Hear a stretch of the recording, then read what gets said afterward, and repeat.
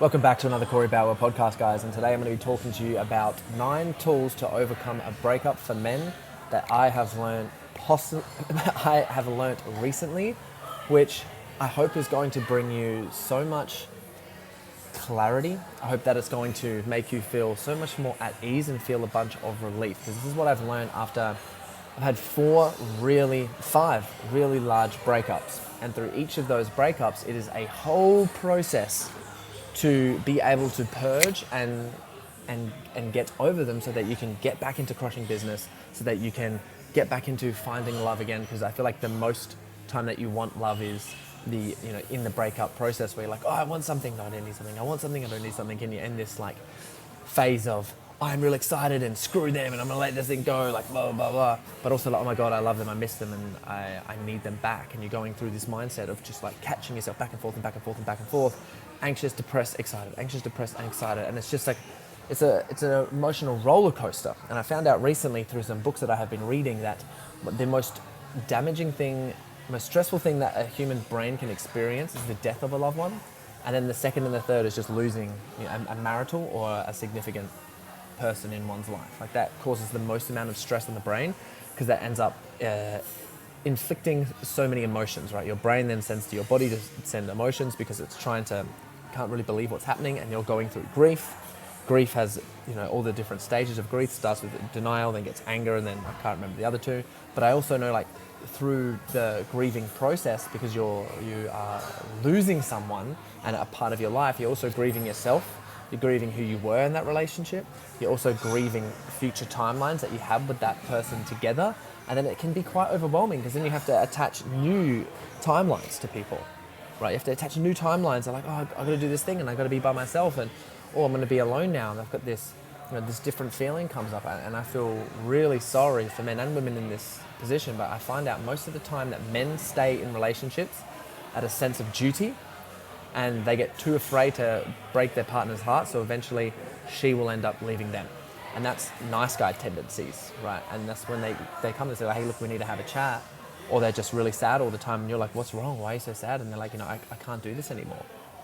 And you get that sinking feeling into your heart, like, no. And then you start beating yourself up, because you're like, well, immediately you think, oh, I should have done all these things differently. Immediately, I should have done this better. I should have done that better. I should have done this. Oh my goodness. And then you have to take responsibility for it. And what I've found is really important as a man is understanding, right? This is so critically important, is understanding that you'll go through a process, right, where when you have to allow the relationship dynamic to end in a way, whether if you don't think it's right or she doesn't think it's right, if you're the person who breaks the relationship or she breaks up with you, regardless of what happens, if you're the one who put yourself in the position where she is breaking up with you, you're taking responsibility for everything, right? And then you're in the situation where she goes, oh, I want to leave you, right? And being the person that's getting broken up with is so much harder than being the person who has to do the breaking up with. Because if you break up with someone, you have this overwhelming sense of guilt that you have to feel. And regardless of the breakup process, you can play victim and be the victim mindset for the guy that's like, oh, well, she broke up with me for blah, blah, blah, and it's easier to hate her, right? It's so much easier to hate her. It's easier to not support her. It's easier to not be around her. It's easier to not feel the emotions that are there to be felt, right? Because you're the one that isn't doing the disconnection. So if you're in this process, in the breakup process right now, I invite you into doing the disconnection. And that's done from here. You don't have to speak to them or do anything. And you can and you may, but you have to consciously choose, I do not want that relationship. I do not want that relationship with that person any longer. It's done. I'm done with it, and I don't want it. I'm choosing that for me. And feel the unbearable weight of guilt that comes with that, rather than being in a victim mindset. Because if you're in a victim mindset during this breakup, you'll be in a victim mindset during the next breakup and the next breakup and the next breakup, right? Which isn't healthy. And that will bleed out into other areas of your life. In business, in your friend relationships, you're always putting yourself in a victim. So how can you take the most amount of responsibility in this situation? And this is consciously choosing, I'm ending it. And then welcome on the guilt and process that guilt. That's why we don't, like, as a man, we don't want to be in that position where we cheat on our partners. We micro cheating on our partners, or anything that for us is going to make us feel shame or regret, go out and drinking when you know that it's going to make her feel lonely and sad when you haven't prepped her for it. Like whatever it is that crosses boundaries in the relationship, that are big boundaries, not just little ones that you're unaware of, because that's going to inflict shame on guilt on you, and then you have to go and process it. Because if you don't go and process that shame and guilt, it's always going to affect you, right? So these are the 9 tools that are going to help you overcome that. Let's get straight into it. First tool is self-nurture practice, which is journaling down self-validation for yourself daily and speaking it to yourself. One of my tasks for today, because I've written down all my affirmations, I've written down self-nurturing cares, I'm going to create a video of myself speaking to myself with the affirmations, giving myself just permission to be myself and feel and validating myself for the effort that I put in and who I am as a person, and you know what I've been able to create in my life. And I'm going to watch it 4 times a day, like 4 times a day. And it's like I'm really going to allow myself to nurture me, because in a relationship, nice guys, a lot of men need validation, right? A validation and approval addicts, which is why we get to the position where you might be the one that's getting broken up with, or you've come across as needy in the relationship, or you're needy in the breakup process. Like, why is that? Let that go, right? And the way that we can let that go is, validating ourselves. Because what happens is our nervous system will get pulled towards them, and it feels like we're out of control just for them to say, no, it's okay, or I want you back, or whatever it is. And then men will get back with their partners and then go, shit, I shouldn't have done this. And then they've got to break up with them again. Or their partner will break up with them once they've just broken up with them. And then they just realize to themselves, like, fuck, I'm in this position again. How so? And it's like, it's because you're a validation addict, right? That's total nice guy, people pleaser syndrome, yes man stuff, right? So the way we get over that is screw seeking love externally. We're going to seek it internally from ourselves first, right?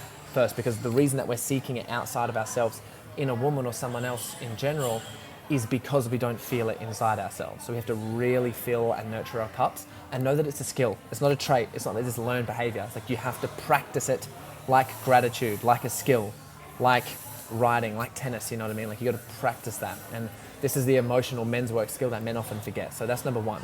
Number 2 is it's like starting to remove your sex addiction. A lot of people, a lot of men in particular, the very first time that they ever experienced true love, if they were manipulated from their mum to get it, where she used to manipulate them, or they gave it to in a hard way, or they were overbearing. Obviously, some people got amazing love from their parents, but speaking from their mum, if they didn't get to the love that they most required from their mum, which was authentic and it was soft and nurturing and caring, and they didn't get that really healthy way, and she was also treated his dad like that, because she can treat her son with all the love in the world, but then never be like your father. Don't be like him. And she can be cold, rude, and hard towards him. If he's in the same room and witnesses that, then he's getting trauma installed into him. It's like secondhand trauma, passive smoking, passive trauma is getting put in. So regardless, if he's in the room, if his mum says anything about his dad to him, or treats his dad in a certain way when they're in the same room, is not meeting him with love, immediately he goes, oh, love's supposed to be hard, it's conditional, and she only loves me because I'm her son. She doesn't really love the masculine. So how can a woman love me, right? So what happens is if he sees that, the very first time that he has sex, he goes, a woman is opening her entire body, right? Her legs, her body, her energy, her spirit, her heart, her breasts, her mind, her hair, like everything opens up to a man, and they just melt into this experience, and they go, oh, this is what love feels like.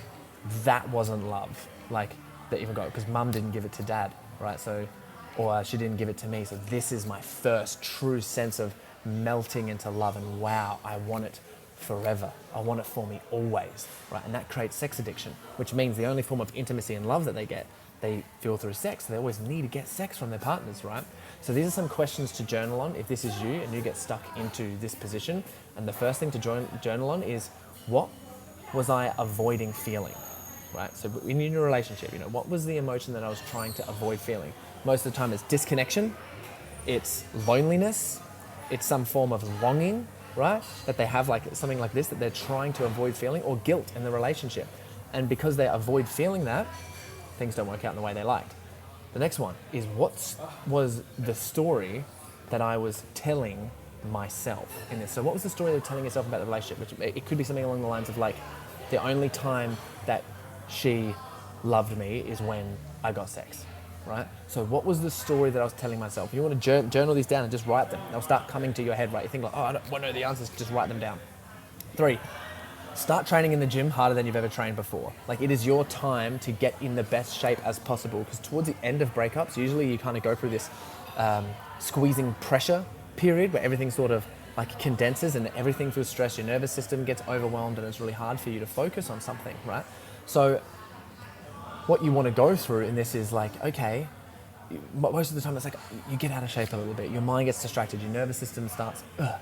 So when you become out of the breakup, you have more room, but your nervous system hasn't caught up. So if you train and build yourself a bigger, stronger, more solid body, you get into better shape, you start having more positive emotions.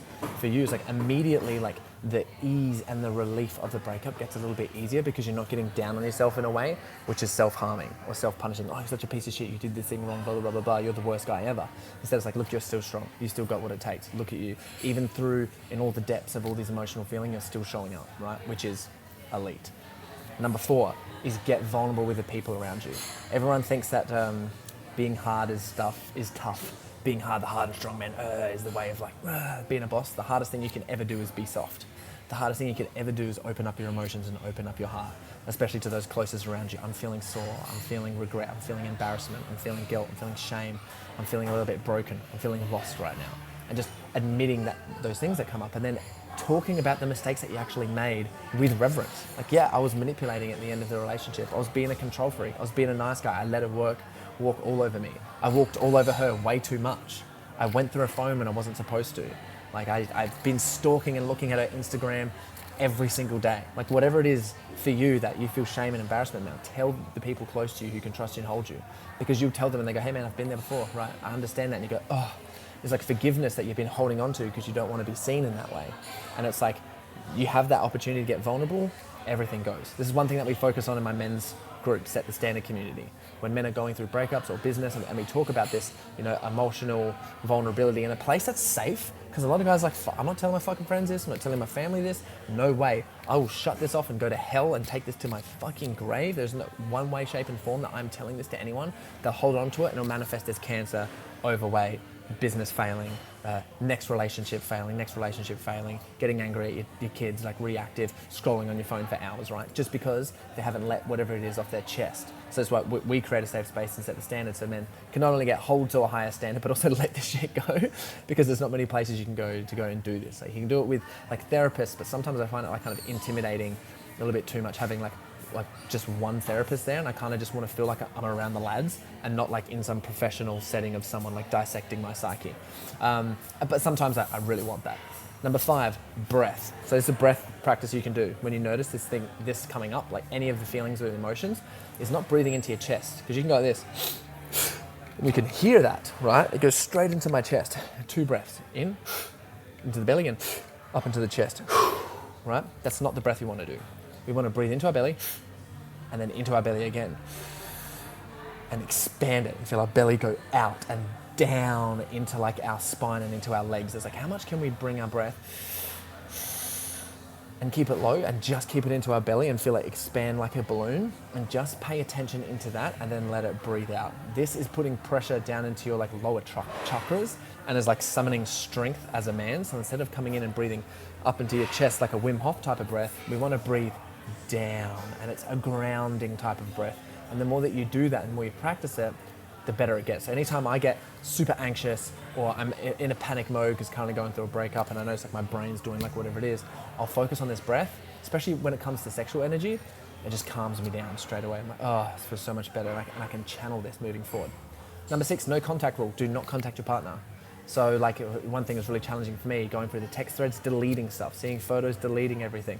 You see notifications here, there, whatever it is, get rid of them. If an email pops up, remove that. So they're just outside of your psyche, because your brain has to, it's sort of like, if you get cut on your arm and then you're picking it all the time and you're just reopening the wound, it's never going to heal. Someone says, leave it alone, whack a Band-Aid on it, leave it alone, it'll heal and start to mend. It's the same thing when it comes to your heart, when it comes to your mind. Because essentially you've just been delivered a psychological trauma, like just bang, straight to the mind. Full on psychological trauma. It's like, is that going to take time to heal? Yes. Like, is it going to be super frustrating and you're going to get impatient? Yes it is. But you have to let that go. Just give yourself the time and the space. No contact whatsoever. Allow it to heal. And who knows, if you guys both heal during that time really well and resentments are gone and everything happens, when it comes back and you guys might get back into a relationship, the wounds have healed over.